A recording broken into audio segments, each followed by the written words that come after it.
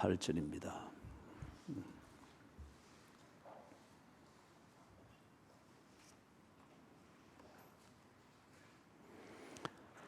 마태복음 5장 8절.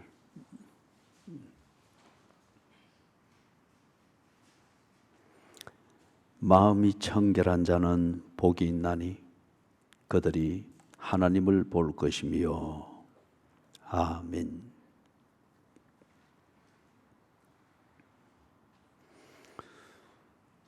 이번에 귀국하는 길은 좀 복잡했습니다. 토요일 12시에 거기서 나서가지고 그래서 이제 오늘 아침 7시 반에 집에 딱 문 열고 들어갔습니다. 약 한 20시간 정도를 그냥 길에서 그리 보내버렸는데 좀 많이 피곤했습니다만은 필리핀에서 시부라는 그 도시로 또 비행기를 타고 또 가야 됐습니다. 거기서 새벽 2시쯤에 그 이제 비행기를 타고 또 돌아와야 되니까. 근데 세부 국제공항에 가보니까 제가 한 10년 만에 이제 우연찮게 이번에 이렇게 가보게 된 거죠. 조금 한 2% 정도 과장을 하면은 전부 다 한국 사람들입니다. 그리고 한국으로 오는 비행기가 거의 다 그 시간대에 몰려 있으니까 밤 12시에서부터 한 2시 전부 다 한국 사람들이에요. 그 관광들을 참 많이 나가시는 것 같고, 그리고 그 여행이라고 하는 게 이제 해외 여행이 상당히 그래 보편화되어 있는 것 같다 싶은 그걸 느꼈습니다. 자, 그러다 보니까 거기에 있는 시설이든지 이런 걸 잘 사용하지 못해서 오히려 그런 환경이 힘든 분들이 꼭 계시게 되죠. 이제 제가 비행기를 이제 타려고 줄 서서 탑승을 하러 들어가는데 보니까 여기서 이제 한국 분들이 한 60대쯤 되는 분들이 단체로 온 것 같아요. 너댓 명이 지금 자기가 탑승해야 될 그 게이트를 못 찾아가지고 막 우왕좌왕하면서 거기 있는 안내원한테 물어보고, 그 안내원은 또 당연히 영어로 설명을 해주는데 문제는 영어를 못 알아듣는 겁니다. 그래서 그 방송은 계속 나오고 있고 제가 들으니까, 그래서 제가 줄에서 나와가지고 그래 좀 정리를 해줬습니다. 해주고 14번 A 게이트는 이쪽으로 해서 이쪽으로 갑니다 하고 안내를 해주고 이러 오니까 나는 또 줄에 제일 꽁지예요. 또 밀려나가지고 그래서 쭉 또 들어가는데 또 이쪽 편에 화장실이 있고 이제 이랬는데 거기에 한 할머니가 그 막 몸빼 입은 채로 지팡이 짚고 이러고 아마 자녀분들이 그냥 모시고 온 것 같아요. 화장실이 급했는지 화장실 간다고 하는데 보니까 남자들이 가는 그 화장실 앞에 서가 있는 겁니다. 여자 화장실은 이쪽 건물 한 뒤로 이제 돌아가야 되는데, 그러면서 이분이 지팡이를 짚고 그 앞에서 자꾸 안절부절하고 있는데 또 필리핀 그 안내원하고 또 소통이 안 되니까 할머니는 들어가려고 하고, 그리고 이 필리핀 또 경비원은 또 막고, 보니까 할머니 아주 급한 것 같고, 그래서 내가 이 탑승이 들어가야 되는데 잠시 그렇게 고민을 했어요. 이걸 어떻게 해야 되지? 물론 거기서 조금 시간 보내면 누군가가 와서 이런 문제는 다 거기 해결이 됩니다만은, 그리고 혹 여러분이 해외 여행 나갈 때에 언어가 안 돼서 저는 너무 불안해 안 해도 돼요. 다 해결이 됩니다. 조금 시간이 지체되는 거지. 그럴 건데, 근데 지금 나는 이제 왜냐하면 그 시간대 같으면 이제 만선이 되기 때문에 늦게 들어가면 짐 올릴 자리가 없어요. 그러다 짐이 저 뒤로 가든지 이제 이리 되니까, 그래서 사람들이 막 서둘러 들어가려고 하고 이제 그러는데, 내 표를 이제 체킹해야 될 순수가 거의 다 왔는데 할머니가 이 보면 이걸 어떡하나 보니까 참 괜히 그걸 안 됐기도 하고 그래서 그 줄에서 나왔어요. 나와가지고 할머니 모시고 그리고 여기가 아니고 저쪽 건물 뒤입니다. 그것도 이래 못 알아들으니까 그래 조금 모시고 나와가지고 이래 가르쳐 드리고 화장실 안에까지는 내가 못 데리고 가잖아요. 여기입니다 하고 딱 가르쳐 드리고 또 맹꽁지예요. 그래서 이제 뒤에 들어갔더만 아니나 다를까 짐 올릴 공간도 없고 막 꽉 찼어요. 관광객들로. 그죠? 꽉 차가지고. 그러면서 앉아서 이래 생각했는데 옆에 앉은 또 이 사람이 또 덩치가 얼마나 큰지 막 그 덩치로 자기 덩치의 반쯤밖에 안 되는 자기 안에 늘 부채줄 해준다고 이라니 또 팔이 걸고팔이 내한테 그 일이 넘어와가지고 지 아내한테는 좋을 줄 말하지만 옆 성격도 이 생각을 해야 되는데 참 복잡한 상황이에요. 그러면서 좀 생각을 해봤습니다. 그래 맞다. 이게 마음 청결일 거다. 내가 그리스도인이 아닌 것 같으면은 그런 광경을 봤을 때 뭐 그게 작은 일일 것 같지 일이지만은 거기에 의미를 두고 그런 고민을 하면서 그리 했을까? 예? 뭐 저한테는 나름대로 큰 교훈이었고 많은 걸 생각해 보게 하는 거였어요. 그러면서 마음 청결이라고 하는 이게 무언가를 생각하게 만드는 그러한 작은 일상의 경험이었습니다. 무엇을 기준해서 우리가 마음이 청결한가 아니한가 그걸 판단을 할까요? 마음이 청결하냐 아니하냐 그것은 성경이 우리에게 가르치는 것은 이겁니다. 하나님과의 관계에 합당하게 처신하고자 하는 태도를 가지고 있느냐 안 가지고 있느냐 그것으로 마음이 청결한가 아닌가를 결정합니다. 도덕적으로 완벽한가 아닌가 하는 이거는 여론의 몰매를 맞지 않기 위해서 자기 관리를 하는 것이고요. 법적으로 깨끗하냐 아니하냐 법에 비추어서 하는 것은 외관만 보는 겁니다. 외관만. 담을 뛰어넘는 도둑놈들이 얼마나 많아요. 그러나 붙잡히지 않으면은 그 사람들은 도둑놈으로 법은 정죄를 못합니다. 법적으로 법이 없어도 살만한 사람이다. 순수하다. 법이 정리할 때는 무혐의다. 그거는 외관만 보는 겁니다. 예? 반면에 종교적으로 순수하냐 순수하지 않느냐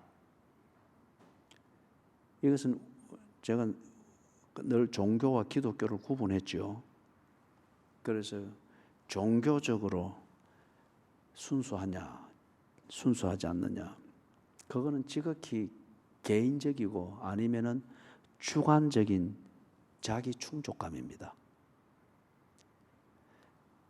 내 개인적으로 아니면 내가 주관적으로 생각해서 양심에 끌릴 게 없다 또는 양심에 끌리는 게 있는 걸 자기 나름대로 종교적 푸닥거리를 통해서 자기 스스로 만족감이 들도록 뭔가 정리를 했다. 그러면 깨끗한 것으로 치부를 합니다. 종교는 신을 상대하는 게 아니고 종교는 자기 자아입니다. 자기 자아를 합리화하기 위해서 비트코인 같은 종교를 지가 만들어서 그냥 지 혼자 독백을 하는 거예요. 그래서 자기 충족감을 만드는 거죠. 성경이 우리에게 가르치는 마음 청결, 정확하게 말하면은 내 마음 안에 청결함이 있느냐, 내 마음 안에 무엇이 있느냐, 순수함이 있느냐, 아니면은 다른 사악함이 있느냐, 이중 계산이 있느냐, 그걸 지금 우리 번역에서는 마음이 청결한 자는 그래 해놨습니다. 성경이 우리에게 가르치는 것, 마음이 청결한 것, 그것이 뭔가 앞에서 정리한 대로 하나님과의 관계, 하나님과의 관계에 합당하게 처신하려고 하는 이 중심이 있을 때, 그 마음을 보고 마음이 청결하다. 기독교에서 가르치는 것은 그것입니다. 하나님과의 관계, 이것에 합당하게 처신하려고 하는 그 중심이 있느냐, 그게 마음이 청결한 자는 복이 있나니, 거기서 말하는 겁니다. 그렇기 때문에 이것은 도 닦는다고 되는 게 아니고, 또 벽면 좌선 10년 한다고 해서 되는 게 아니고, 그러면 자아만 단단해지는 것이죠. 하나님과의 관계에 합당하게 처신하려고 하는 중심이 있느냐. 그럼 여기서 좀 우리가 조심스럽게 구분해서 정리할 게 있습니다. 마음 청결을 이야기할 때 스스로 속이기도 하고 또는 상대방에 의해서 속기도 하고, 그거는 이 개념이 혼돈이 됐기 때문인데, 첫 번째는 순수한 것, 두 번째는 순진한 것, 세 번째는 착한 것. 이 세 가지는 다 같은 게 아닙니다. 착하다고 해서 마음이 청결한 게 아닙니다. 순진한 것, 이거는 마음 청결한 것하고는 본질적으로 다릅니다. 순진한 것은 시간이 조금 지나면은 본질이 그대로 나타납니다. 본질이 나타났을 때 그럴 수 없이 악하고 사악한 게 드러납니다. 거기에 잠깐 물밑에 깔아앉아 있는 기간이 순진한 것이죠. 그럴 때 다 청결하게 보고 순수하게 보고 그렇게 되는 거죠. 순진한 것 조금 더 이야기를 하면은, 순진한 것은 처음에 아무것도 모릅니다. 그게 전부인 줄 압니다. 그게 전부인 줄 알아요. 그래서 막 거기에 몰입을 해서 이렇게 사는데, 이런 경험, 저런 사정, 이런 게 시간이 조금 가면서 요래 겪어보니까 이거 아니고도 더 재밌는 게 많거든요. 그리고 꼭 이리 사는 것만은 아닌 것 같게 여기는, 그렇게 더 재밌게 사는 사람들, 그럼 내가 틀렸다고 생각하면서 이렇게만 몰입해서 살았는데 틀렸다고 생각하는 그 방식으로 사는 그 사람들인데 더 재밌게 사는, 이게 막 보이는 거예요. 그러면서 조금씩 흉내내고, 그죠? 우리 그 유치원 아이들 가르치던 그 이야기 알죠? 그 뭐죠? 암탉이 뺑아리를 키우는데 거기 우연히 오리 알이 하나 들어가가지고 같이 부화가 되는데, 다 뺑아리는 놀았는데 오리는 요 까마잡잡한 게 이게, 그래서 이게 어미 닭이 뺑아리 데리고 봄맞이 소풍을 딱 나가는데, 예? 연못가를 지나가는데 그중에 요 새까맣잡잡한 요 뺑아리가 대번에 물로 톡 들어가잖아요. 어미 닭은 놀래가지고 이러는데 지는 지 세상 드디어 만난 겁니다. 자, 그 이야기 생각나지요? 예. 순진한 것은 그런 겁니다. 아무것도 모를 때는 이게 전부인 줄 압니다. 그런데 조금씩 맛을 보면 지 체질이 나옵니다. 그죠? 지 체질이 나오죠. 이거는 결코 마음이 청결한 것이 아닙니다. 교인들이 교회 생활을 시작하면서 이렇게 보면은 대개는 다 처음에는 순진하게 시작합니다.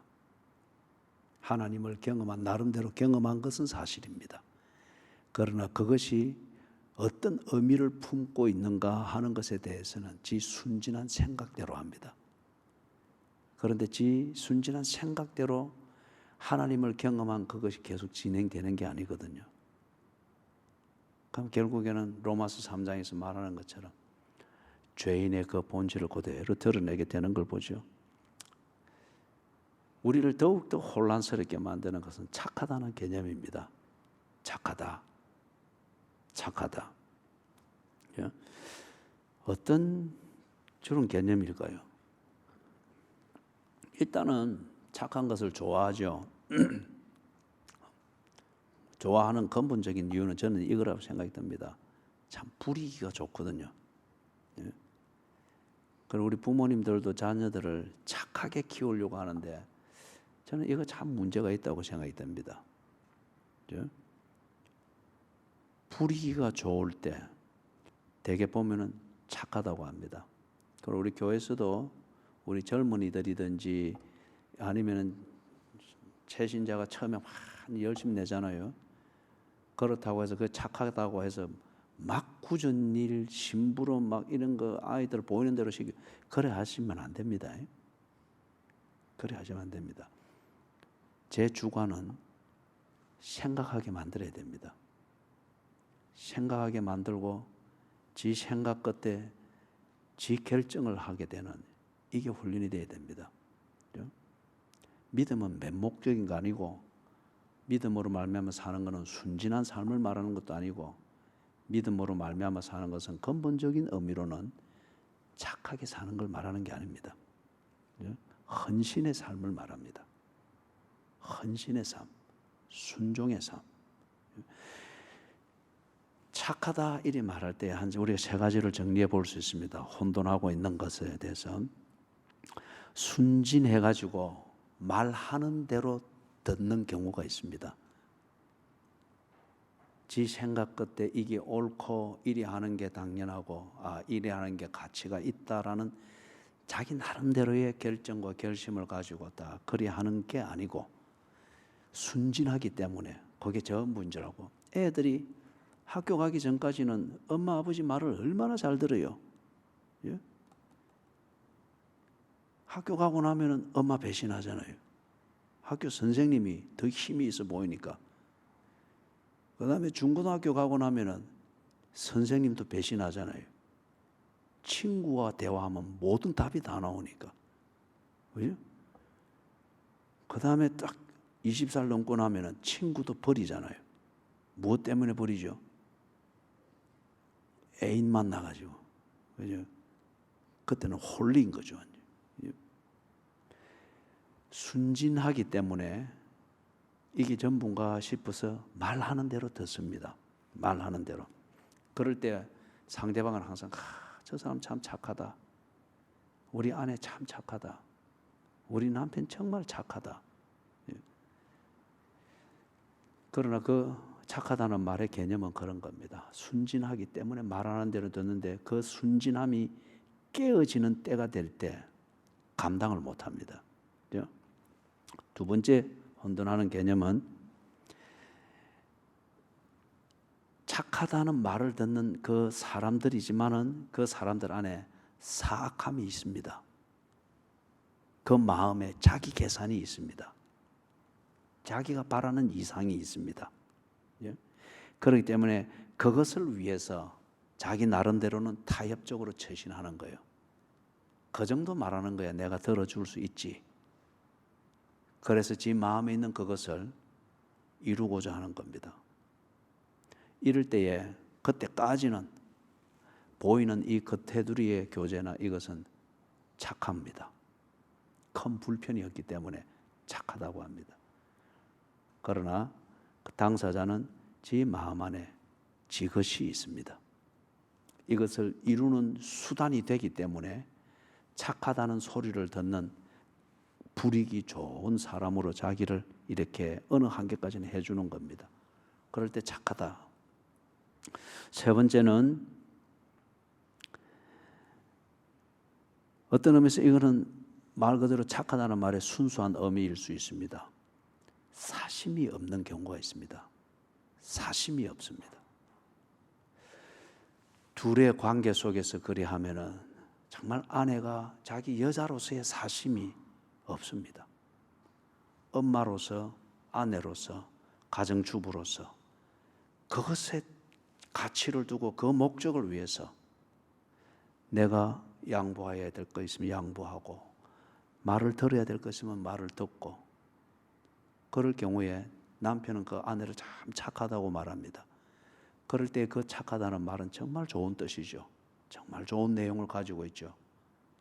사심이 없고 목적을 존중하고 교제의 가치를 존중해서 또한 상대방을 존중하는 의미에서 사심이 없이 그렇게 대하고 처신할 때 우리는 착하다고 하는데 그건 참 좋은 의미입니다. 어쩌면은 이렇게 사심 없이 그렇게 목적을 위해서 헌신적이고 어떻게 이래 될 때 착하다는 소리를 듣는 것, 그때 그 착하다는 말은 마음이 청결하다고 하는 것과 같은 것일 것입니다. 순수하다. 사심이 없는 걸 말하잖아요. 순수하다. 오염되지 않는 걸 말하잖아요. 예를 들면은 영어 표현에서는 이걸 번역을 해놓은 게 the future, the pure in heart, 마음 안에 the pure, 순수함이 있는 자는 하나님을 볼 것이 된 거예요. 이게 마음 안에 순수함을 가진다. 앞에 우리가 사심이 없다는 것으로 좀 실감나게 정리를 했잖아요. 그럼 이걸 조금 더 우리가 어려운 표현이지만 우리가 익숙한 단어로 고치면은 내 마음 안에 이중성이 없는 자는 하나님을 볼 것이요. 예? 이걸 우리 실상으로서 표현하면은 아내의 마음에 여자로 살 것이냐, 아내로 살 것이냐, 엄마로 살 것이냐, 이런 이중적, 삼중적 복잡한 마음이 없는 아내는 남편을 볼 것이요, 또는 가정을 볼 것이요, 또는 아내의 위대함과 보람을 볼 것이요, 이렇게 말할 수 있는 거죠.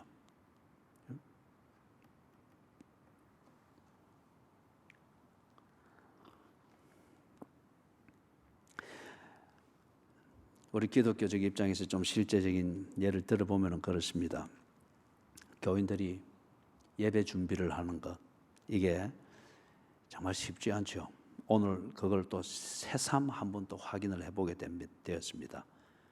공항에서 이제 7시 반에 택시를 타고 6시 한 40분쯤 내려서 그 다음에 택시를 잡아서 타고 쭉 나오는데, 그러면서 생각할 때 주일이니까 교인들이 지금쯤 일어나서 교회 갈 준비를 하고 뭘 하고 시간표가 이래 나름대로 딱 정리가 되는 거예요. 그러면서 생각이 참 이게 보통 힘든 게 아니다. 이게 만약에 마음에 하나님을 예배하는 날 주일이라는 이 순수함이 없다면은 예배 시간 맞추기 위해서 일어나고 준비하는 이것만큼 아마 가정에서 다투고 싸우고 스트레스 받고 이게 가득할 거다 싶은 거예요. 반면에 예배에 집중할 수 있도록 미리 일어나서 준비를 하면서 이 시간에 머리 감고 식사 챙기고, 특히 주부는 더 바쁘잖아요. 그래 될 때. 그 순수함이, 예배를 준비하는 순수함을 가지고 이른 아침부터 이렇게 한다고 하면은 참 몸이 고단하겠다. 참 몸이 고단하겠다. 그렇게 순수함, 예배에 대한 순수함, 예배를 준비하는 것에 대한 이 순수함이 있을 때에 예배 준비하는 그 시간, 그 모든 과정에서부터 이미 그에게는 기대감이 넘칠 거예요. 기대감이 넘칠 것이고 조바심이 있을 것이고, 그리고 이것저것 챙기는 것에 대한 체킹 리스트가 보다 더 세밀해질 겁니다. 그게 뒤에 좀 더 정리하겠지만은 그게 하나님을 보는 것입니다.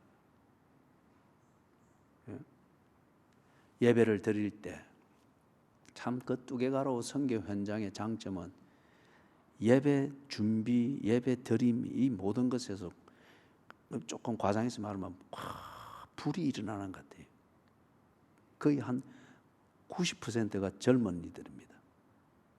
10대, 20대, 30대. SFC 집회를 해도 그렇고. 그렇기 때문에 거기는 참 눈물이 많아요.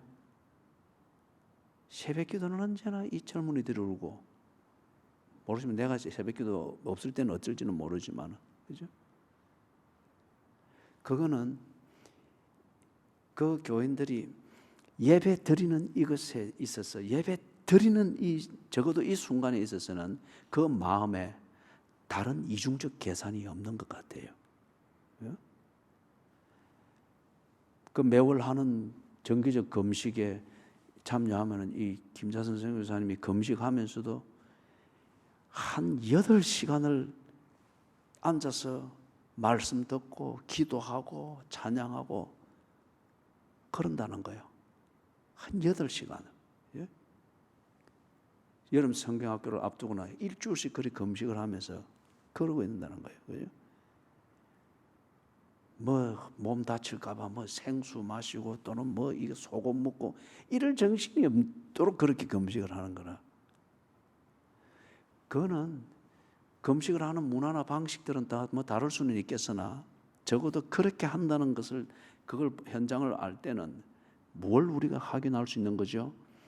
적어도 그 공동체의 사람들은 예배를 드릴 때 예배 드림에 있어서 그 마음에 다른 이중 계산이 없다는 거죠. 청결합니다. 그렇기 때문에 그들은 예배를 통해서 하나님을 봅니다. 그 증거 중에 하나가 그렇게 눈물이 많아요. 예? 그냥 자기 연민에서 빠져 우는 사람도 있겠지만은, 예? 사례를 들면은 이렇습니다. 요셉 알지 않습니까? 요셉이 참 하나님의 은혜를 실감하면서 이렇게 승승장구하는 동안에 어느 때인가 자기를 고용하고 있는 보디발 이 장군이, 우리 지금 현재 정치 구조로 치면은 국방장관쯤 되겠죠. 그래서 이 요셉을 자기 집에 모든 것을 관리하는 집사로 딱 두었잖아요. 그런데 이 보디발 아내가 요셉에게 다가와서 성적 유혹을 하지 않습니까? 그때 요셉이 단호히 거절했습니다. 그리고 내가 하나님 앞에서 어찌 죄를 지을 수 있느냐 라고 하면서 그때는 예의고 매너고 뭐고 이것보다도 그게 가장 우선이었습니다. 그리고 겉옷을 벗어준 채 도망쳐 나와 버렸습니다. 요셉의 마음 청결함입니다. 하나님과의 관계에 합당한 처신, 그걸 위해서 요셉이 어떤 마음, 어떤 중심을 가지고 그가 살고 있는가? 사회의 출세를 추구해야죠. 사회의 출세를 추구하는 그 중심이 어디에 있는가? 하나님과의 관계에 충실하고 합당하고자 그것을 벗어나는 그러한 출세욕이면 그는 기꺼이 버렸다는 거죠. 마음이 청결한 사람이었습니다. 여러분 옛날에, 지금은 그 아마 브랜드 이름이 좀 희석된 것 같은데 이랜드라는 이 브랜드 아시죠? 그 박성수 회장, 이분의 그 참 많은 도전적인 일화들이 많죠. 그 중에 하나 서초구로 알고 있습니다. 거기에 이제 그때 이랜드 매장들이 막 퍼져 나갔잖아요, 그죠? 그러면서 그때 서초구에 이 매장을 하나 내는데 이걸 그 구청에 담당한 이 공무원이 한 2명이 계속 이걸 끌면서 허가를 안 내주는 거예요. 그때만 해도 이 공무원들이 이리 나가면은 은근히 뭐 호주머니 열어놓고 뭐 막 이런 때 아닙니까? 그런 식으로 이래 하니까 이 박성수 회장이 언제나 그 회사에서 시작하면은 모든 프랜차이즈 하고 있는 그 가게에도 조건을 낸 게 시작하기 전에 예배하도록, 그 다음에 성경과 위배되는 방식으로 경영하지 않는 것, 주일에는 반드시 문을 닫고 교회 가서 예배를 드리도록, 이걸 프랜차이즈를 낼 때 딱 조건으로 그렇게 했다고 합니다. 그런데 박성수 회장이 서울에서 자기 본사에서 그게 그래 될 때 그걸 안 지킬 수가 없죠. 본인 스스로의 신앙 고백인데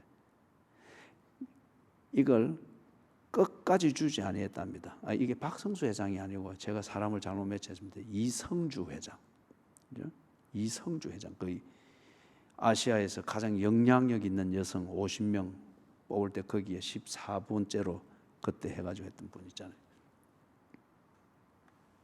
끝까지 이 뇌물을 주지 않았답니다. 그것 때문에 자꾸 이 경영에 그거는 되고 이럴 때에 공무원을 찾아다니고 뭘 하고 이러기보다는 오히려 그런 어려움을 공무원 때문에 주어질 때 그는 사무실에 꿇어 앉아서 기도했답니다. 하나님, 이것이 옳다 믿어서 이리 하는데 현실은 너무 큰 어려움을 줍니다.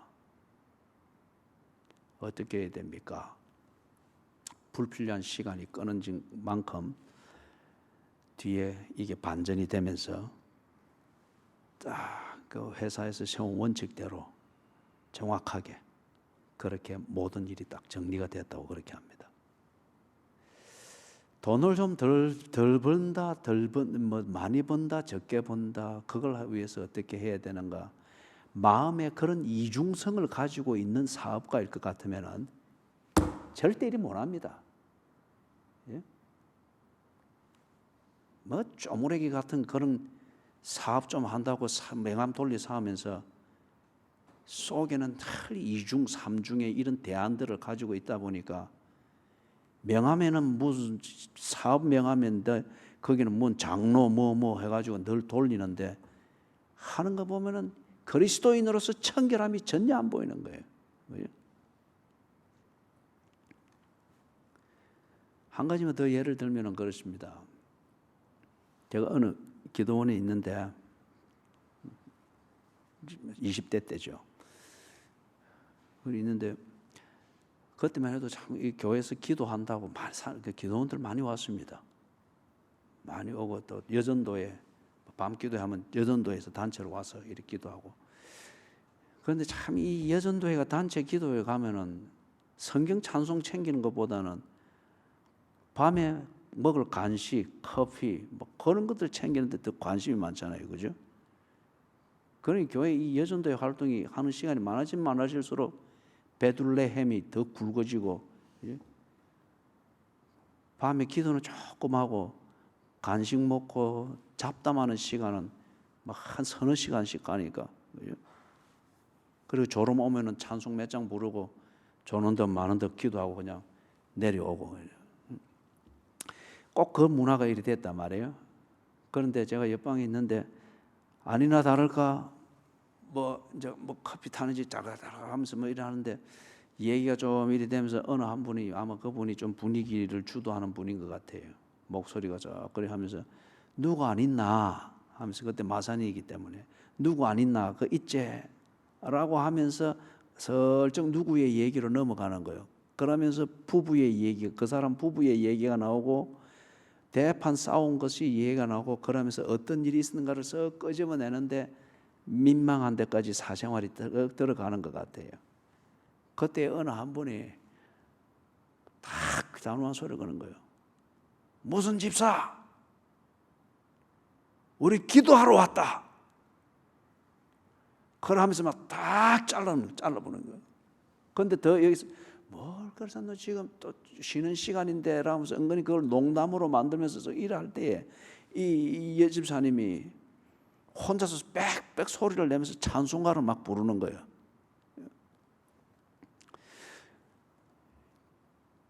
지금 그렇게 가만히 생각을 해보면은 그 사건은 제가 한 번씩 가끔씩 생각합니다. 이번에 이 마음 청결이라는 이 문제를 두고 불현듯 그게 생각이 나서 그렇게 딱 떠올리면서 생각을 그래 해본 거예요. 아, 그래. 그 매너 없이 막 들어가서 농담도 뒤집어 엎고 했던 그 여집사님은 참 마음이 청결한 분이었다. 매너는 거칠고 제대로 잘 놀 줄 모르고 소위 말하는 교회의 친교를 잘 할 줄 몰라가지고 자꾸 미운 털 박히는 바른 소리 하는 그런 사람으로 치부될지는 모르지만은 사회성은 좀 떨어질지 모르지만은 그분은 분명히 마음이 청결한 분이었을 것이다. 왜냐하면 남을 험담하면 안 되잖아요. 그죠? 저것끼리 친하겠다고 저것끼리 친한 그 그룹에 안 들어오거나 문화에 안 맞는 사람들을 두고 험담하면 안 되잖아요. 그리고 사람들이 아주 빨리 친해지고 빨리 마음을 여는 그 소재 중에 하나가 뭔지 알아요? 남 험담하는 겁니다. 남 험담하는 것. 두 번째는 엄담 패설하는 것. 세 번째는 술 먹고 횡설수설하는 것. 그러면은 금방 친해져요. 그런데 믿을 수 없는 친함이죠. 그래서 그 여자 집사님이 여전도에서 제대로 어울릴 줄 모르는 사람일지도 몰라요. 아니면 딱딱 바른 소리 하는 것 때문에 언제나 미운 털 바뀌는 사람일 줄 모르고, 그 사람은 뭐 봄놀이 가든 가을놀이 갈 때 빠져주기를 바라는 그런 종류의 사람일 줄 몰라요. 사회성이 조금 떨어질 줄은 몰라요. 그러나 분명한 것은 마음이 청결한 사람이었다. 왜? 남을 험담하지 마라 한 것이 하나님의 뜻이었다. 기도하러까지 와가지고 남 험담하면서 여기 뭐 재밌게 커피 맛들으려고 이러면 안 되지. 마음이 청결한 자였던 게 분명합니다. 세 가지 예를 들은 겁니다. 요셉, 출세욕, 출세를 하고 하는 이거 중요하죠. 그러나 요셉이 출세해야 될 이유는 하나님과의 관계에 충실하는 데 도움이 될까 싶어서였습니다. 그것에 위배될 때 요셉은 기꺼이 버렸습니다. 마음이 청결했기 때문에. 두 번째 예를 든 것은 이성주 회장. 쉽게 풀어갈 수 있습니다. 누이 좋고 매부 좋고. 그러면 일석이조가 아니라 일석삼조 사조 세상적 관점에서 볼 때는 얻을 수 있습니다. 그러나 쉽게 가는 길에 언제나 쉽게 처신하려고 하지 않았습니다.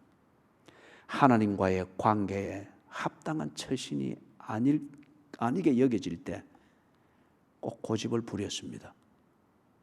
마음이 청결했습니다. 기도원의 그 일화, 그 여집사님, 그죠? 재미있게 그렇게 해서 뭐 기도원에 가서 분위기 자체로서 재미있게 떠들고 놀다 오면은 다 내려오면서 은혜 받았다 하잖아요, 그죠?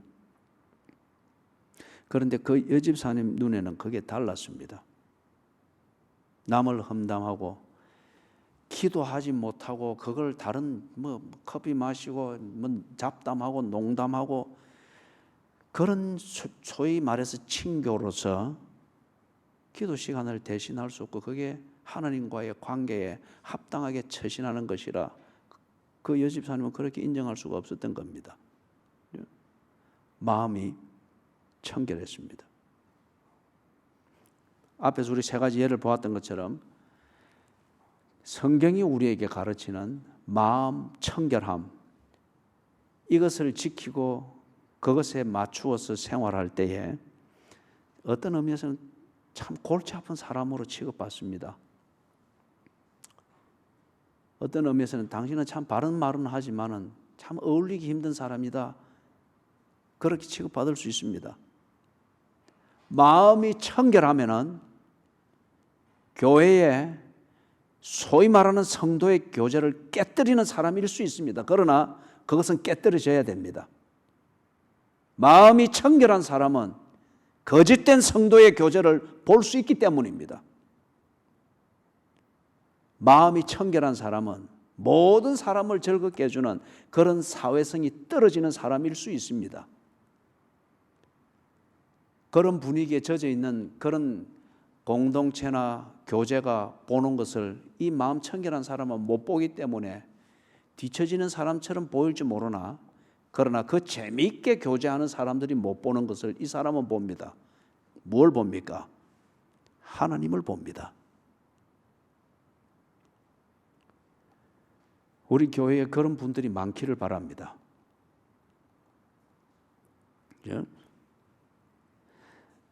마지막으로 정리하면 그렇습니다.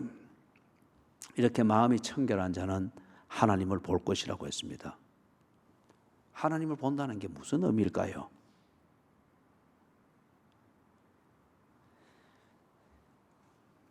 우리 그 80년대 그때에 많이 70년대, 80년대 참 많이 그 성가대가 불렀던 성가곡 중에 하나이죠. 저 십자가 나 생각할 때 내 가슴 쓰린다. 참 그 실감나게 곡을 지은 것 같아요. 가사도 그렇고. 사랑하는 여러분, 십자가가 보입니까? 십자가가 보입니까? 자, 눈을 들어 이렇게 한번 보십시오. 십자가가 보입니까? 십자가의 형상이 보이죠? 이 형상이 품고 있는 의미가 보입니까? 그 의미가 오늘 당신에게 어떤 의미인지 그게 보입니까? 이 십자가에 피가 보입니까? 이 십자가에서 죽어가는 예수의 신음소리가 들립니까? 이 십자가에서 그렇게 죽어가면서 당신을 위하여서 예수께서 하시던 기도, 저들의 죄를 사하여 주옵소서. 저들은 자기들의 하는 일을 알지 못함이니이다. 죽어가면서 당신의 용서를 위하여 기도하던 예수님의 그 소리가 들립니까? 그렇게 용서의 기도를 하면서 죽어간 예수가 보입니까? 저 십자가 나 생각할 때에 내 가슴 쓰린다. 그 작곡가가 분명히 그는 저 십자가를 보면서, 저 십자가의 형상을 보면서 십자가에서 나를 위해서 일하신 하나님을 보았을 것입니다.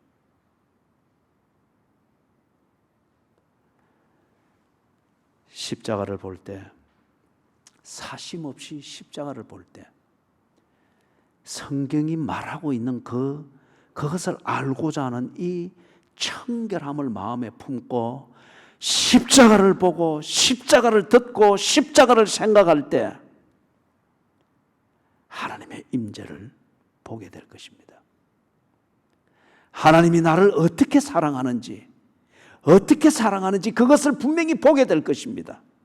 얼마나 나를 사랑하는지 그걸 보게 될 것입니다. 목에 걸고 다니는 십자가 액세서리가 아니라 십자가의 형상을 통하여서 내게 나타내신 그 하나님을 보게 될 때에 그 곡을 이해를 하게 될 거예요.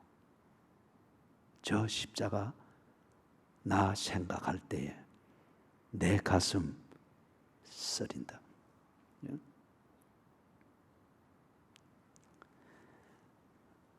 성가곡에 또 이게 있죠. 주 여호와는 위대하시다. 거기에 테너가 솔로로 부르는 그 가사가 있습니다. 주의 성전 안에서 주 사랑을 생각하나이다. 주의 성전 안에서 주 사랑을 생각하나이다. 그 시편 기자는 주의 성전, 어느 목적을 위해서 지어진 그 성전 안에서 어느 날 그 성전을 짓게 하신 주님이 보였던 겁니다. 그분이 이 성전을 지어서 이 성전을 사용하게 하고 성전 안에서 하나님을 예배하게 하신 그 제도 속에서 하나님이 나를 어떻게 사랑하는지, 이스라엘을 어떻게 사랑하는지 주의 사랑이 보였던 겁니다. 그래서 여호와는 위대하시도다, 이렇게 시작되어지는 그 시편을 고백한 겁니다.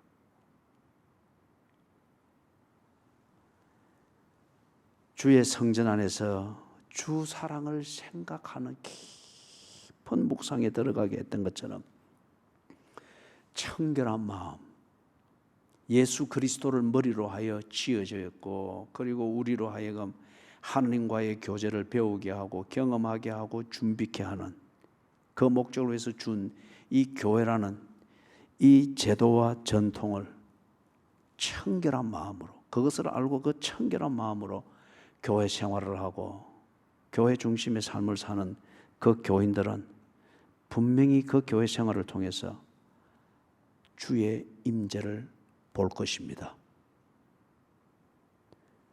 하나님 백성의 교제함을 볼 것입니다. 다른 데서 놀지 못해서 여기 와서 안전하게 노는 것, 그런 쓰레기 같은 그걸 성도의 교제라고 결코 장난칠 수 없을 것입니다.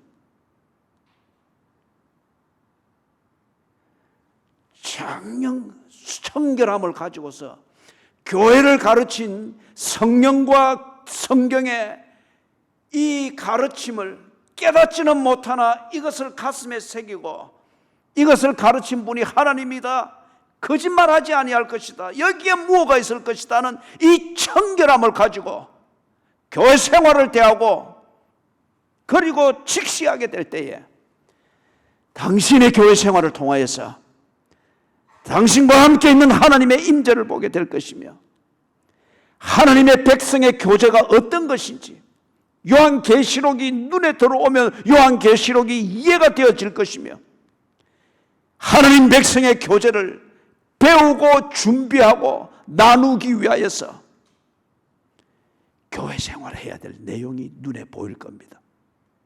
이게 하나님을 볼 것이며 실제입니다.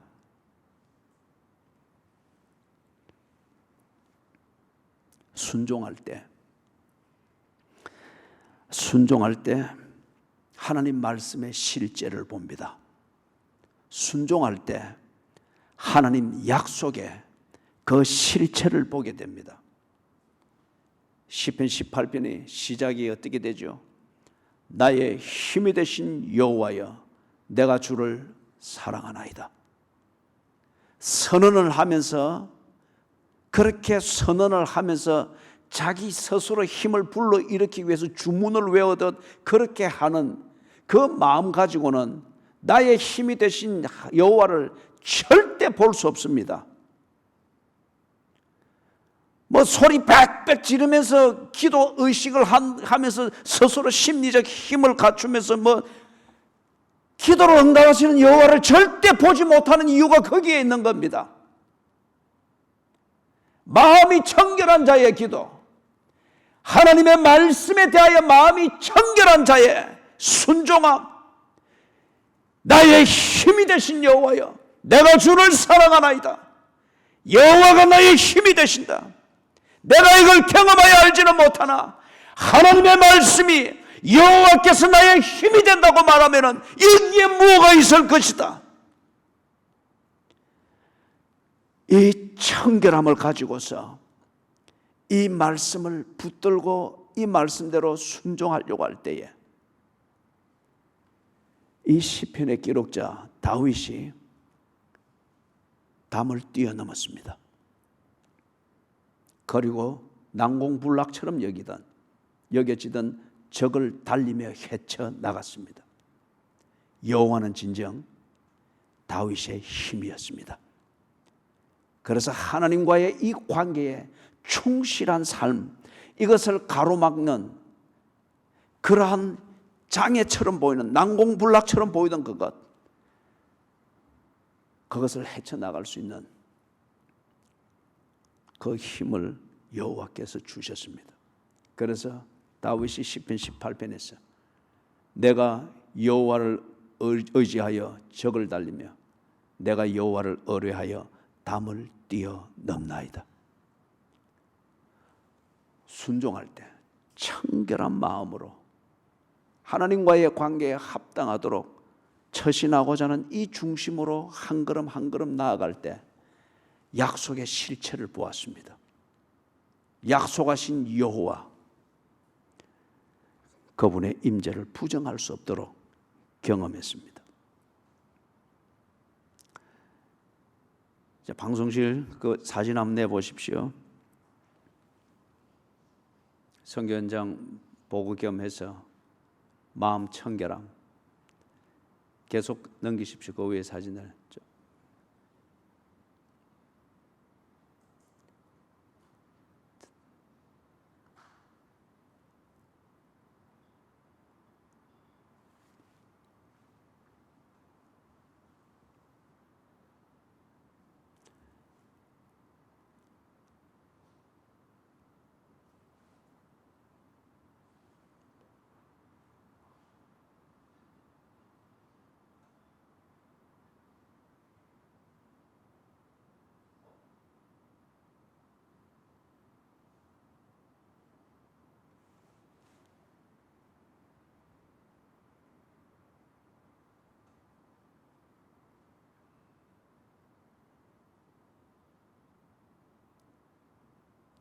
고사 예 넘겨보세요.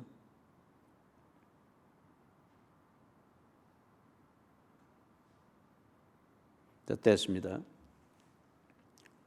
그 사진과 그 앞에 것과 그 앞에 게 세 개는 다시 준비를 해 놓으십시오. 저기 몇 개 카트로 봤던 사진은 금요일 밤 되면은 그게 SFC 집회를 합니다. 그래서 저 청소년들이 저기 뭐 원시림 지역에서 오는 아이들도 있고 뭐 아침부터 나서서 오는 아이들도 있고 막 그렇습니다. 그래서 꽉 차서 하는데 예배를 드리기 전에 이번 금요일은 제가 설교를 밤 9시 반부터 시작을 했습니다. 밤 9시 반부터. 저 친구들은 이제 공적으로 시작은 7시부터 시작을 했고, 그래서 찬양하고 그 다음에 다시 또 뭐 초출석 부르고 그런 다음에 이제 지금까지 사진을 봤던 것은 분반하에서 소위 말해서 분반 공부 있죠. 분반 공부를 하고 서서 가르치던 분들은 교사들입니다. 근데 그 교사들이 거의 대부분이 다 저렇게 저 SFC 출신들입니다. 근데 그 가르치는 교사들이 보면은 지금 대학 교수도 있고 의사도 있고 학교 선생님들이 가장 많고 그렇게 하는데 저분들이 저렇게 헌신하여서 실제로 저 SFC를 끌어가거든요. 그리 하는 것은 첫째, 저 교사들이 이 SFC는 우리 공동체를 위하여서 절대적으로 필요한 일이다. 자기들이 그 가치를 매기고 나름대로 거기서 아주 바쁜 일상생활에 스케줄을 가지고 사는 엘리트들이지만은 저 밤이 되면은 와서 밤 12시까지 헌신을 합니다. 왜 그러느냐? 오늘 우리가 하는 이 표현으로 치면은 저들은 하나님을 보았습니다. 정말 가난하게 자란 저 외가라오 도시에 지금은 많이 아주 급성장을 하고 있습니다. 담요 하나도 깔지 못하고 지금도 그쪽 원시림 쪽으로 들어가면 그들의 주거 문화는 그냥 바닥이 흙입니다. 우리는 그걸 막 그냥 불쌍하다는 입장에서만 보는데 그게 그들의 주거 문화예요.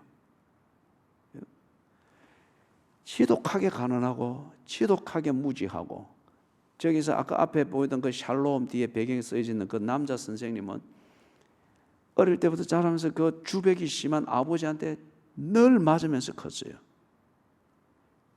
최근에 그 아버지가 김성 교사님의 기도를 받으면서 뭔가 하는 기적적인 사건도 경험하면서 지금 예수께로 돌아온 거예요.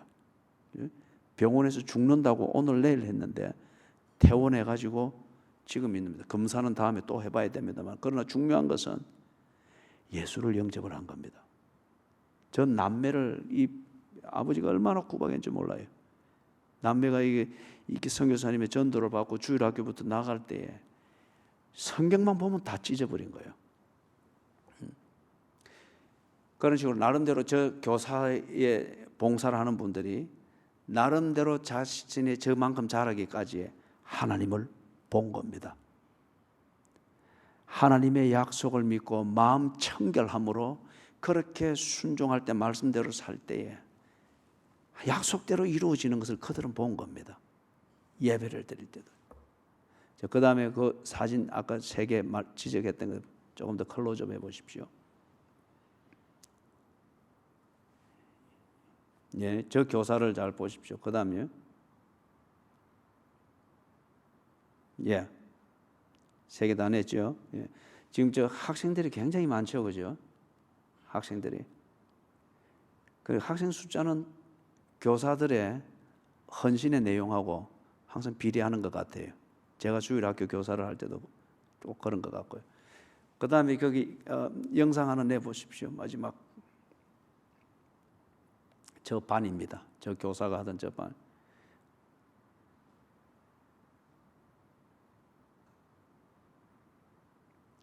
영상으로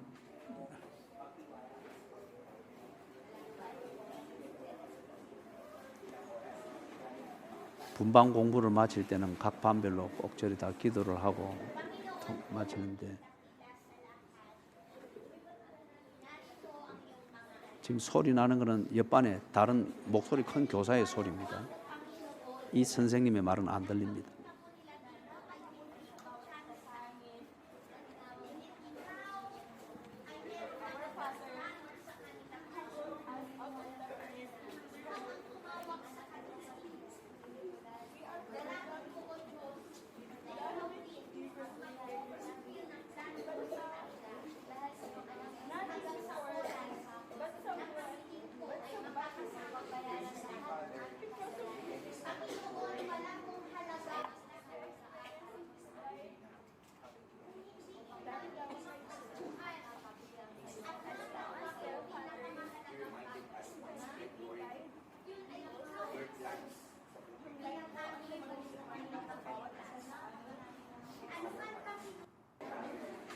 예, 됐습니다.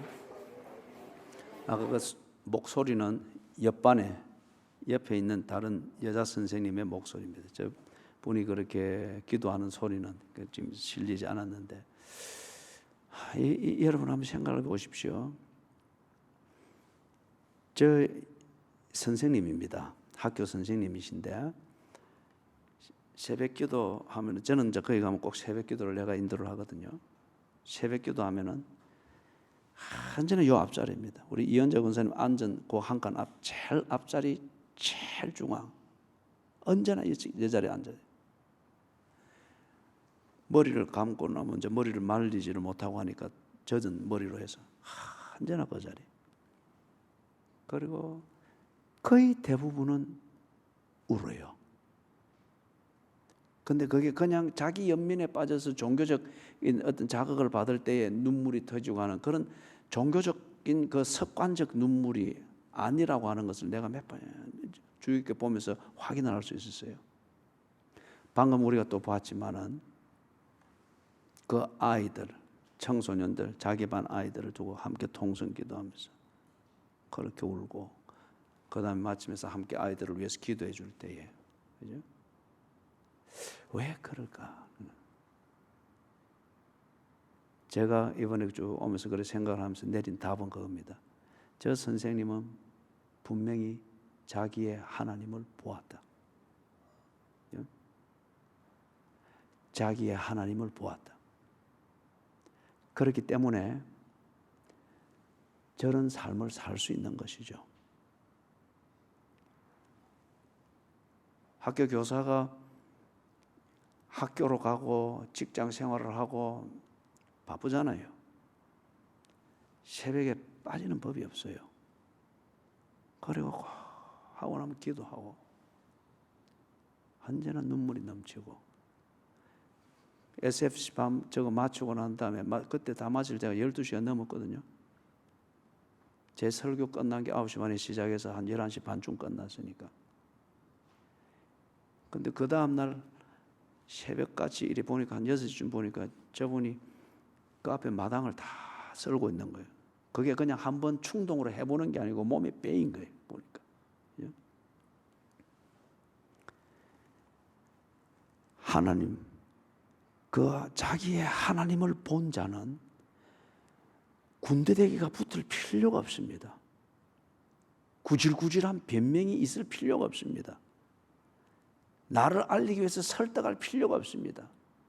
뭐 재미를 찾고 자식할 필요가 없습니다.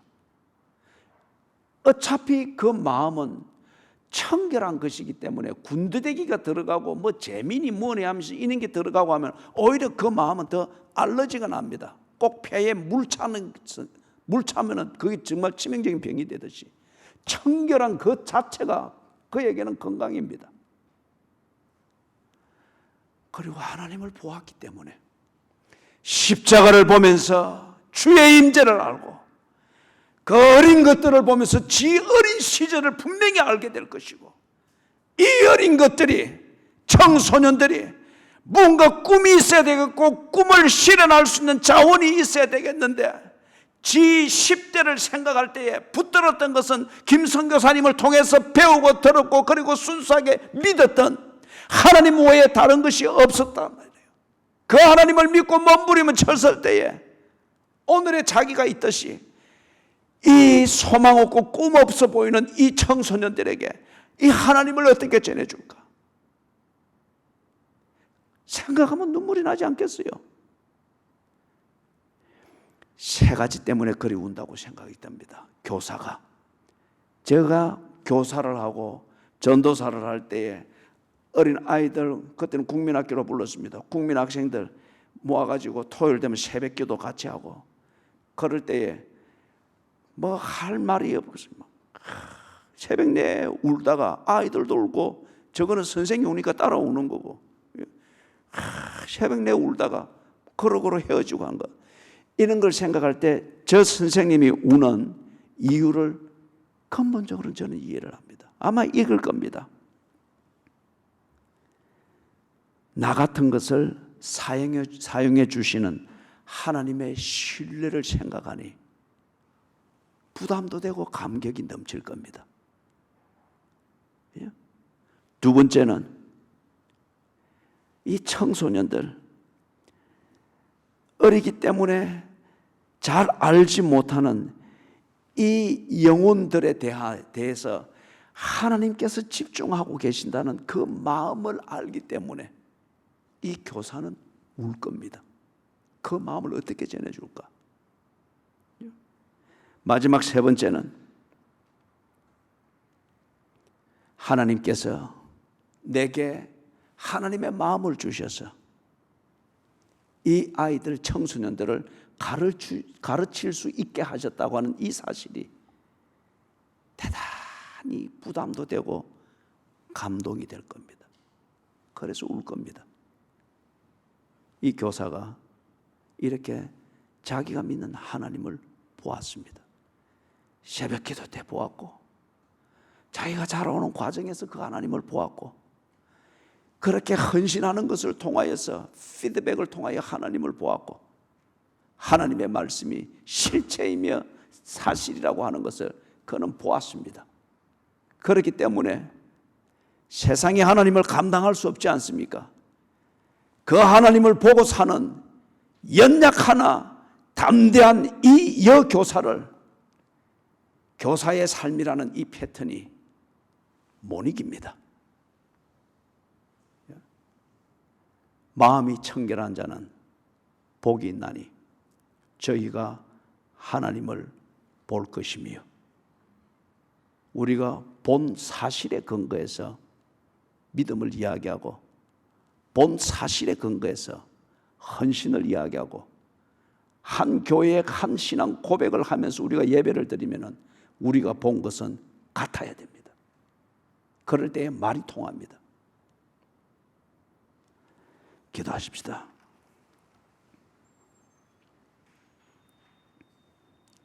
하나님, 목사의 마음에 품은 것이 기도하는 교인들의 마음에 품은 것과 다르지 않게 해주시옵소서. 설교자의 마음에 품은 것이 설교를 듣는 교인들에 의해서 매도되지 않게 해주시옵소서. 십자가의 형상 앞에 앉을 때에 다른 잔머리가 굴려지지 않게 하시고 다른 추측과 상상이 만들어져서 저들의 마음이 꼭 폐에 물이 차는 것처럼 엉뚱한 것으로 저들의 마음이 채워지지 않게 해주시옵소서. 십자가의 형상을 볼 때에 나를 사랑하기 위하여 몸부림치신 하나님이 보이게 해주시고 주님을 가르치기 위하여 우리에게 주신 교회 중심의 삶을 살 때에 우리를 일거수일투족 돌보시며 하나님의 백성으로 다듬고 계시는 하나님의 숨결이 들리고 하나님의 몸부림이 느껴지고 하나님의 눈동자가 보이게 해 주시옵소서. 순종하게 해 주시옵소서. 순종하는 삶을 통하여 밥상머리에서부터 침실에 이르기까지 우리를 먹이시는 하나님, 우리를 이끄시는 하나님을 보게 해 주시옵소서. 그래야 이 교인들이 주일마다 모일 때에 저들의 말이 같게 하시고 생각이 같게 하시고 노래가 같게 하시고 품은 비전이 같게 하시고 그래서 헌신하는 시점이 갖게 하시고 헌신의 내용과 헌신의 그 추진력이 언제나 갖게 해 주시옵소서. 하나님, 한 하나님을 보았다면 우리가 같아야 되지 않겠습니까? 우리가 하나님을 보았다고 하면 우리가 하는 헌신이 세상이 감당할 수 없는 그것이 되어야 되지 않겠습니까? 변명 없이 우리를 사랑했던 하나님을 보았다면 우리의 신앙생활에 구질구질한 변명이 있어서는 안 되지 않겠습니까? 주여, 우리의 마음이 청결하지 못한 탓인 것을 압니다. 이 문제를 해결하도록 도와주시옵소서. 예수님의 이름으로 간절히 기도드리옵나이다. 아멘.